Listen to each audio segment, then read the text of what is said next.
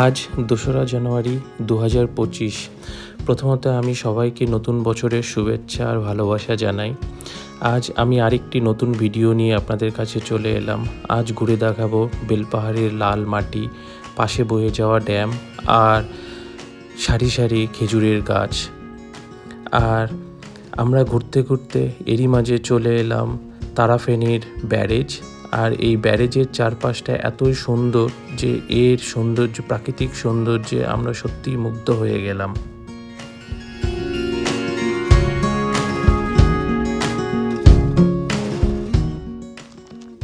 আচ্ছা, আরেকটা কথা আমি বলতেই ভুলে গিয়েছিলাম, যেটা হচ্ছে আমরা এখানে কি করে এলাম। সো প্রথমত আমরা হাওড়া থেকে 6:20 জনশতাব্দী ধরে সোজা চলে আসি ঝাড়গ্রাম। আর ঝাড়গ্রামে আমাদের আগে থেকে একটা গাড়ি রেডি করা ছিল। সেই গাড়িটা আমাদের অ্যাকচুয়ালি 3 দিন পুরো ঝাড়গ্রাম বেলপাহাড়ি জায়গাটা ঘুরে দেখাবে, আবার ঝাড়গ্রামে এসে ড্রপ করবে। তো এই 3 দিনের খরচা আমাদের টোটাল 9,000 টাকা পড়েছে। আর আমরা ঝাড়গ্রাম আর বেলপাহাড়ির যত সাইট সিইং আছে এই সবগুলোই আমাদের এরা দেখাবে।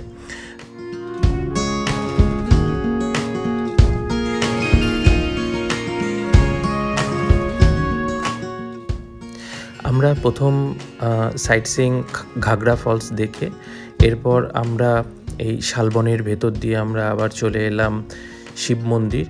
এই শিব মন্দিরটা মোটামুটি 1 কিলোমিটার উঁচুতে। এটা কিছুটা পাহাড়ের ওপর উঠতে হয়। তো বাচ্চা নিয়ে একটু উঠতে কষ্টই হচ্ছিল, কারণ রাস্তার অবস্থা খুব খারাপ ছিল। এরপর ওপরে উঠে আমরা এখানে রাধা গোবিন্দের মন্দিরে যাই। রাধা গোবিন্দের মন্দির প্রণাম করে তারপর আমরা উঠতে উঠতে যেটা টপ পয়েন্ট রয়েছে, এই টপ পয়েন্টের এখান থেকে আমরা এই ভিউটা নিই। আর এখানকার ভিউটা খুবই সুন্দর। কিছু হয়নি। এটা তো প্রচুর, এটা সেকেন্ডে একবার করে হয়।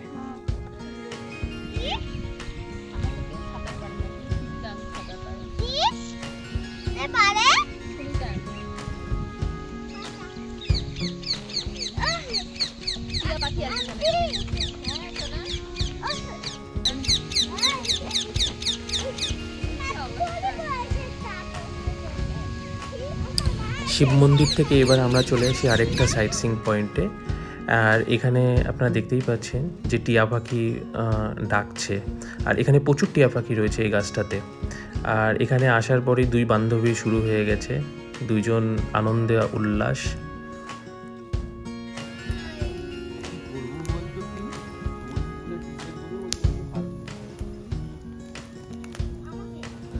এরপর আমরা সাইট সিইং সেরে আমরা চলে আসি ঝিলমিল ইকো রিসর্টে। তো ঝিলমিল ইকো রিসর্টটা হচ্ছে ঝাড়গ্রাম থেকে মোটামুটি 63 কিলোমিটার। আর এই পুরো রাস্তাটাই খুব সুন্দর। এখানে আসতে মোটামুটি 2 থেকে 2.5 ঘন্টা লাগবে। বাট আমরা যেহেতু সাইট সিইং করে এসেছিলাম ঝাড়গ্রাম থেকে, তো আমাদের মোটামুটি 4 ঘন্টার মতো লেগেছিল। আমরা মোটামুটি সন্ধ্যের আগ দিয়ে এসেছিলাম। আর সন্ধ্যেবেলাটা খুব ঠান্ডা ছিল, তখন মোটামুটি 11 ডিগ্রি টেম্পারেচার ছিল। তো আমরা ওদেরকে বলি যে বনফায়ার আর বারবিকিউয়ের অ্যারেঞ্জমেন্ট করতে। তো ওরাই অ্যারেঞ্জমেন্ট করে দিয়েছে। শালপাতাতে ওরা চিকেন করে দিয়েছিল।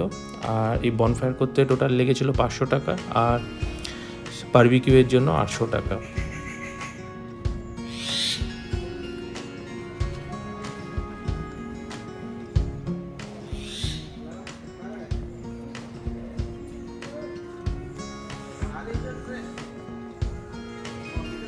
আচ্ছা, এবার বলে রাখি, এই রিমিল ইকো রিসর্টে মাত্র 2টো ট্রি হাউস রয়েছে। তো 2টো ট্রি হাউসের মধ্যে আমরা একটা ট্রি হাউসে ছিলাম, আর পাশের ট্রি হাউসে আমার আরেকটা ফ্রেন্ড ছিল, মানে ফ্রেন্ড আর ফ্যামিলি ছিল। তো আমরা অ্যাকচুয়ালি আগের দিন কটেজে ছিলাম। তো যেহেতু অনেক রাত্রি হয়ে গিয়েছিল, তো আমি রাত্রে ভিডিওটা নিতে পারিনি। তো পরের দিন আমরা ট্রি হাউসে শিফট হয়ে যাই। তো পরের দিনের এটা ভিডিওটা। আর এই রিমিল ইকো রিসর্ট থেকে আশেপাশে অনেকগুলো জায়গা রয়েছে, যেরকম ঘাটশিলা যাওয়া যায়, মুকুটমণিপুর যাওয়া যায়। আর এই টোটাল রিসর্টটা হচ্ছে প্রায় 16 একর জায়গার ওপর। আর পুরোটাই একটা বাউন্ডারির মধ্যে দেওয়া রাখা আছে। আর এই রিসোর্টের পাশে একটা স্কুল রয়েছে যেখানে বাচ্চারা পড়াশোনা করে।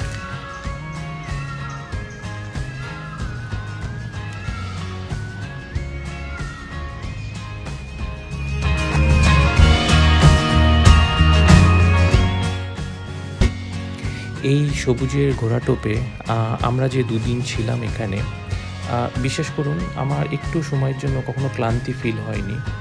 আর এখানে এতটা নিট অ্যান্ড ক্লিন আর এতটা সুন্দরভাবে সাজানো গোছানো, মানে সত্যি এরা খুব ভালো মেনটেনেন্স করে। আর মেনটেনেন্সের পাশাপাশি এদের যে ব্যবহার রয়েছে, এখানে একটা ছেলে আছে, তার নাম হচ্ছে সিদ্ধার্থ রায়। তো সেই ছেলেটা সবসময় আমাদের সাথে থেকেছে, আমরা যখন যা বলেছি তখন সে সেই কাজগুলো করেছে। তো আমি একবার বলেছিলাম ওকে যে খেজুরের রস নিয়ে এসে দিতে পারবে কি না। তো ছেলেটা আমাকে পরের দিন সকালে খেজুরের রস নিয়ে এসে দিল। পুরো আমাদের দুজন ফ্যামিলি ছিল, তো দুজন ফ্যামিলির জন্য ওরা 4 গ্লাস খেজুরের রস নিয়ে এসে দিয়েছিল।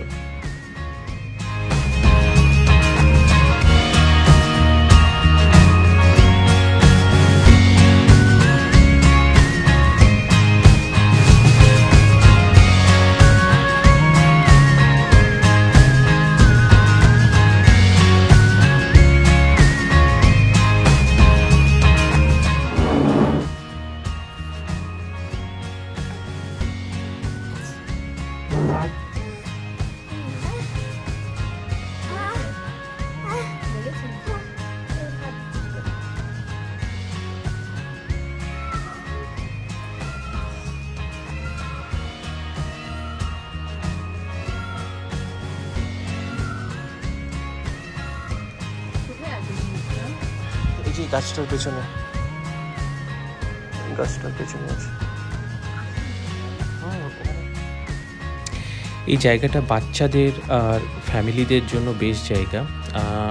এখানে অনেকটা খোলামেলা জায়গা রয়েছে, আর বাচ্চাদের খেলাধুলোর জন্য অনেক কিছুই রয়েছে এখানে।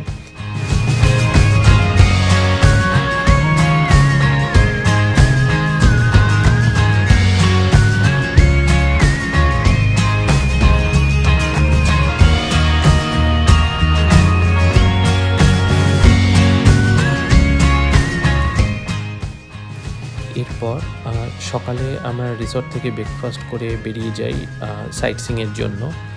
তো নেক্সট আমরা চলে যাই Talberia lake. So Talberia lake হচ্ছে এখান থেকে রিমিল ইকো রিসর্ট থেকে অ্যাপ্রক্স 4.5 কিলোমিটার।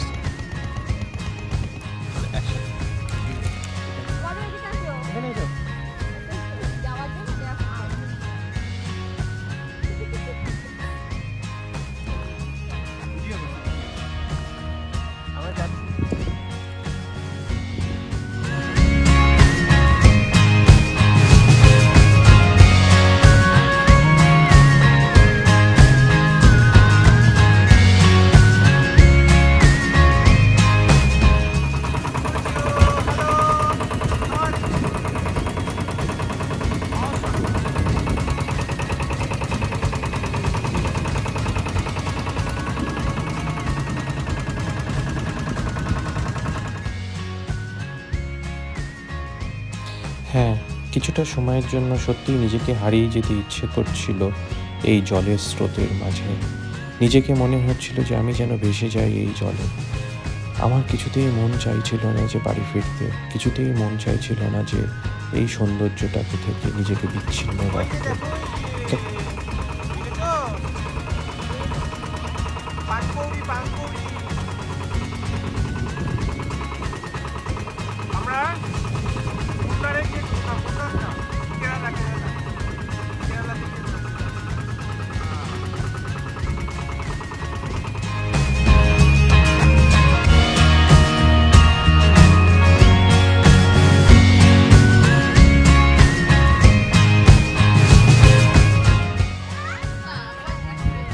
এবার আমাদের ঝাঁপ দিতে হবে জলে, এবার জলে আমাদের ঝাঁপ দিতে হবে।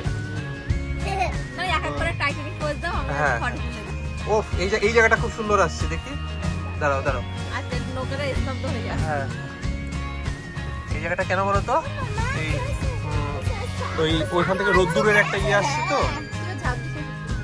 খুব সুন্দর আসছে। এরপর আমরা তালবেরিয়া লেক থেকে সোজা চলে যাই মুকুটমণিপুর। মুকুটমণিপুর এখান থেকে মোটামুটি 30 কিলোমিটার দূরে। আর এই যাওয়ার পথে আমাদের যে রাস্তা ধরে আমরা যাচ্ছিলাম, তো আশেপাশেই ছিল সুন্দর সুন্দর গ্রাম। আর এখানে আমরা সর্ষের ক্ষেত দেখে আমরা এখানে নেমে পড়ি।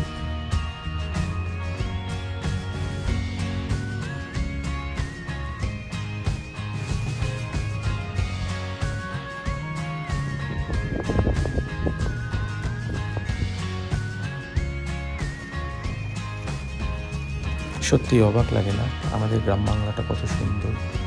আর আমরা এই আমাদের গ্রাম বাংলা থেকে, পরিবেশ থেকে আমরা আমাদের নিজেদেরকে কতটা দূরে আমরা সরিয়ে রাখি।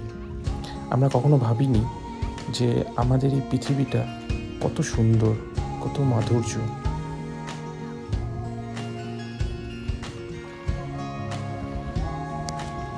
এটা দেখার পর ভাবছেন আপনারা এটা কোথায়।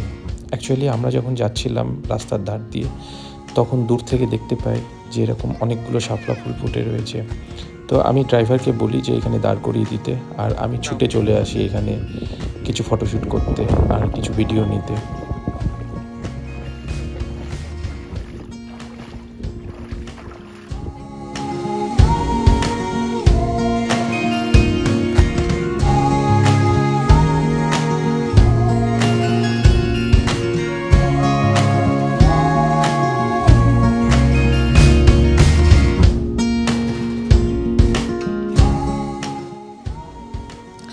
এরপর আমরা চলে আসি মুকুটমণিপুর ড্যামে। মুকুটমণিপুর ড্যামটা বিশাল বড়। এটা মোটামুটি 9 কিলোমিটার এলাকা জুড়ে এই ড্যামটা। আর আমরা যখন আসি এখানে ছোট মেলা হচ্ছিল, কিছু কিছু জায়গাতে পিকনিকও চলছিল। তো এখানে বেসিক্যালি আমাদের মকর সংক্রান্তির মেলা শুরু হবে। এটা 10 তারিখ থেকে শুরু হওয়ার কথা। তো তখন অলরেডি ভিড় ছিল, কিছুটা ভিড় ছিল। তো আমি যতদূর শুনছিলাম যে 2 দিন পর থেকে এটা মেলাটা আরো বড় হতো। আর এখানে আমরা ছোট্ট একটা নৌকা ভাড়া করি। নৌকা ভাড়া করতে আমাদের লেগেছে 600 টাকা per head, 100 rupees for 1 hour. বলো হবে।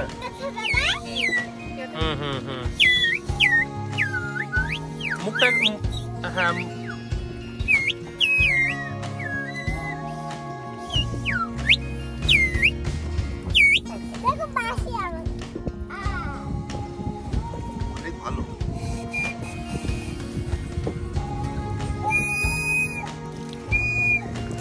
আচ্ছা, এটাও বলে রাখি এইসব নৌকাতে একটু রিস্ক রয়েছে, বিকজ এটা ব্যালেন্স মেনটেন করে বসতে হয়। যদি ব্যালেন্স একটু গড়বড় হয়ে যায় তো নৌকোটা একটু দুলবে। তো আপনারা অবশ্যই দেখে নেবেন যে নৌকোতে লাইফ জ্যাকেট রয়েছে কিনা, কেননা লাইফ জ্যাকেট ছাড়া বাচ্চাদের নিয়ে বা ফ্যামিলি কাউকে নিয়ে খুবই রিস্ক হয়ে যাবে এটাতে।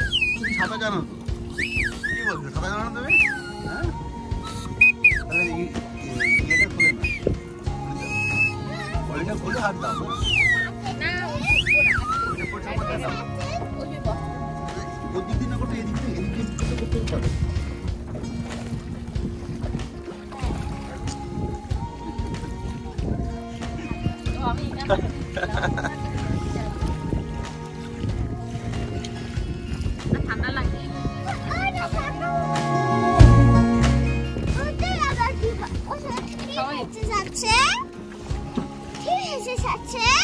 প্লাস্টিকের জল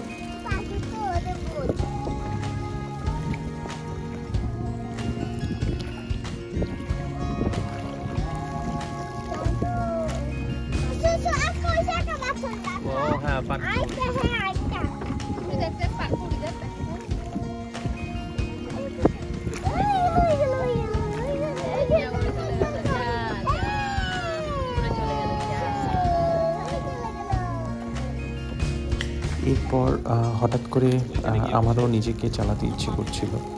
তো আমি বোটম্যান দাদাকে বললাম যে আমি একটু ট্রাই করে দেখি। বাট আমি যখন নৌকো চালাচ্ছিলাম তখন আমি দেখলাম নৌকোটা পুরো সার্কেল হয়ে ওখানেই ঘুরছে, শুধু ওরই পাশে ঘুরছে। তো আমি প্রথমে ভেবেছিলাম যে হয়তো চালানোটা অনেকটা ইজি, বাট সত্যি এটা খুব টাফ ছিল আমার জন্য। এরপর দুপুরের লাঞ্চটা আমরা মুকুটমণিপুর ড্যামের এখানেই মা হিন্দু হোটেল ছিল, তো এখানেই আমরা লাঞ্চটা সেরে নিলাম। লাঞ্চটা সারার পর আমরা কিছুক্ষণ বসে আড্ডা মারলাম।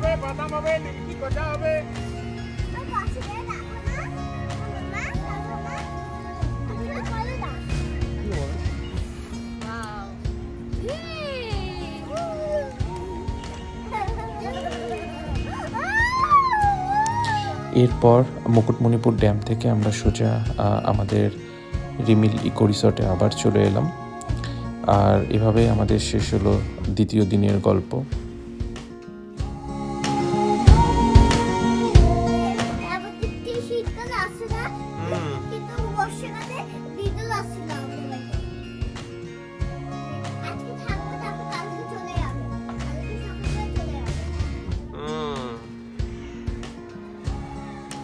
আজকে আমাদের এই রিসর্ট থেকে ফেরার পালা। আর আমরা এখান থেকে এখন যাব ঝাড়গ্রাম রাজবাড়ি। আর সকালবেলায় আমাদের টেবিলে খেজুরের রস এসে হাজির।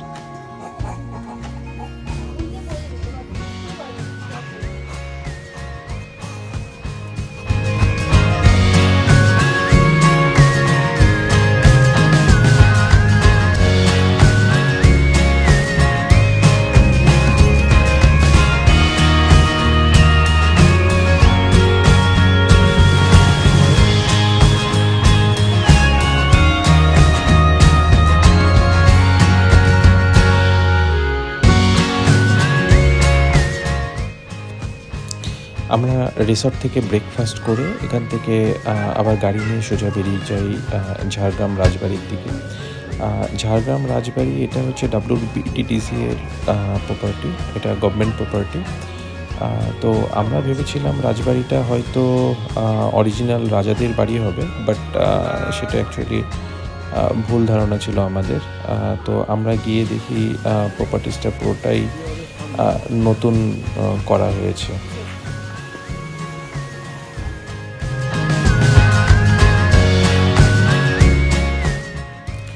বেলপাহাড়ে এই শালবনের পাশ দিয়ে যে রাস্তাটা ছিল, সত্যিই নিজেকে হারিয়ে যেতে ইচ্ছে করছিল। নিজেকে ইচ্ছে করছিল না যে এই রাস্তা কখনো শেষ হোক। নিজেকে আরেকবার গল্প লিখতে ইচ্ছে করছিল, নিজেকে আবার পেছন ফিরে আসতে চেয়েছিল।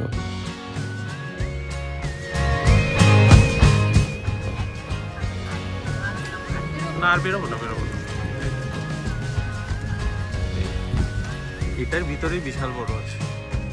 এই বিল্ডিংটাই হচ্ছে অ্যাকচুয়ালি রাজবাড়ির গেট। এখানেই হচ্ছে অরিজিনাল রাজাদের বাড়ি, বাট এখানে অ্যাকচুয়ালি পাবলিকদের জন্য অ্যালাউ নেই। এটা টোটালটাই প্রাইভেট প্রপার্টিস। এটা অ্যাকচুয়ালি নোটিস বোর্ড অলরেডি টাঙানো রয়েছে। আর আমরা যখন এই রাজবাড়িতে এলাম, আসার পরে আমরা তাড়াতাড়ি লাঞ্চ সেরে নিলাম, কেননা আমাদের খুব খিদে ছিল পেটে। আর লাঞ্চ করার পর আমি একটু রিসর্টটা ঘুরে দেখলাম। অ্যাকচুয়ালি এই রিসর্টটা দুদিকে ভাগ করা রয়েছে, মাঝখানে একটা রাস্তা গেছে। তো এইটা হচ্ছে নতুন প্রপার্টিস, আর রাস্তার ওপারে যেটা আছে ওটা হচ্ছে পুরনো প্রপার্টিস। তো নতুন প্রপার্টিসটা অনেকটা সাজানো গোছানো রয়েছে। আর এখানে অরেঞ্জ গাছ রয়েছে, মৌসুম্বির গাছ রয়েছে, পেয়ারার গাছ রয়েছে, আর অনেক কিছু রয়েছে।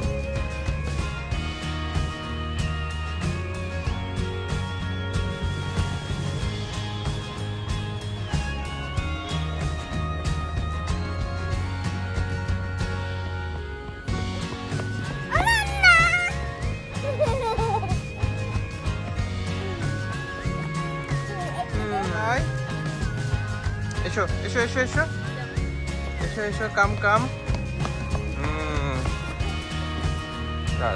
এই দেখো, দিস ইজ ফর ইউ।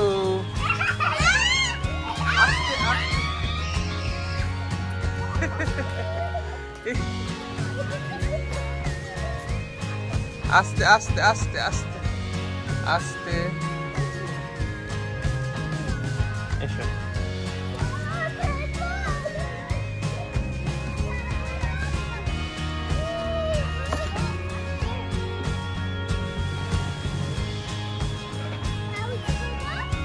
না হ্যাঁ নে আয়, আস্তে আস্তে।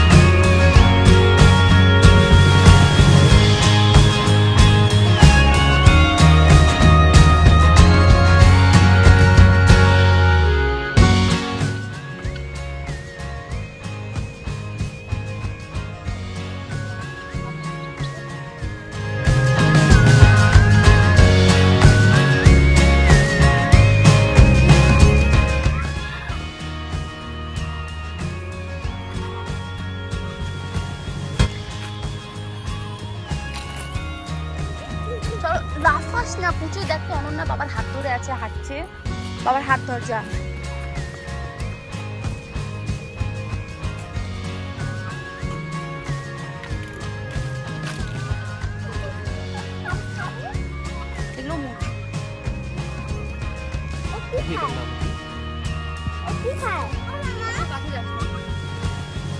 হ্যাঁ, এবার যেটা বলছিলাম পুরনো আর নতুন প্রপার্টিস, তো এইটা হচ্ছে পুরনো রিসর্টটা, যেটা হচ্ছে রাস্তার আরেক পাশে রয়েছে।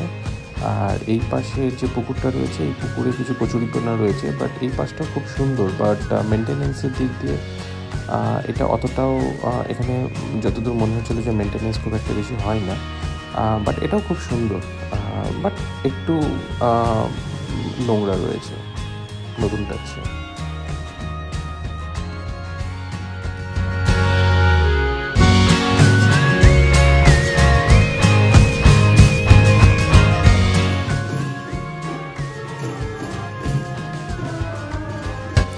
এরপর সন্ধেবেলা রিসেপশন থেকে আমাদের নতুন যে রিসোর্টটা রয়েছে সেখানে একটা ব্যাডমিন্টন কোর্ট রয়েছে।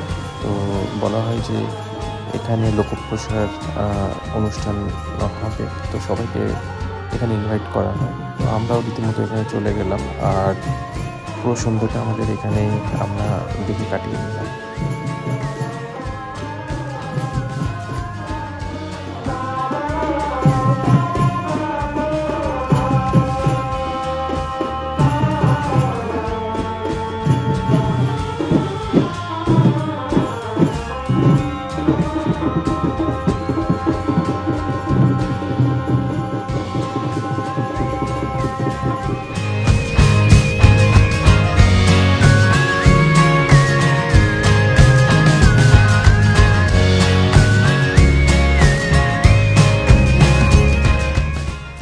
হ্যাঁ, আর এভাবেই শেষ হলো আমাদের তৃতীয় দিনের জার্নি। তো তৃতীয় দিনটাও আমাদের খুব সুন্দর গিয়েছে। আর পরের দিন আমাদের ভোর 7:30টায় ট্রেন। তো আমরা যখন বেরোলাম রিসর্ট থেকে, তখনই দেখতে পাই যে আমাদের সামনে একটা ময়ূর ঘুরে বেড়াচ্ছে, হঠাৎ করে উপর থেকে পড়লো। তো আমরা সেটা কল্পনাও করতে পারিনি যে ময়ূরটাকে এত কাছ থেকে আমরা দেখতে পারবো, বিকজ আমরা লাস্ট 2 দিন ধরে শুধু ময়ূরের ডাকে শুনছিলাম, বাট কাছ থেকে দেখার সুযোগ হয়ে ওঠেনি। আর ঠিক যাওয়ার মোমেন্টে আমরা ময়ূরটাকে দেখতে পাই।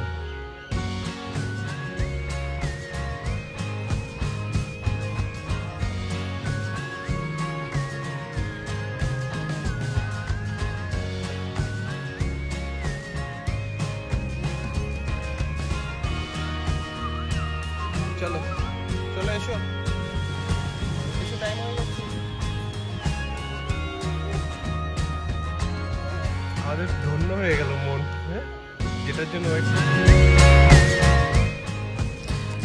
জানি না এই ভিডিওটা আমি কতটা কিভাবে আমি তুলে ধরতে পেরেছি সবার সামনে, বাট আমি এটুকু বলবো, এই 3টে দিন আমরা যতটা এনজয় করেছি, যতটা ঘুরেছি, যতটা খেয়েছি, যতটা প্রাকৃতিক সৌন্দর্যটাকে উপভোগ করেছি, সত্যি এটা আমাদের কাছে খুব স্মরণীয় হয়ে থাকবে।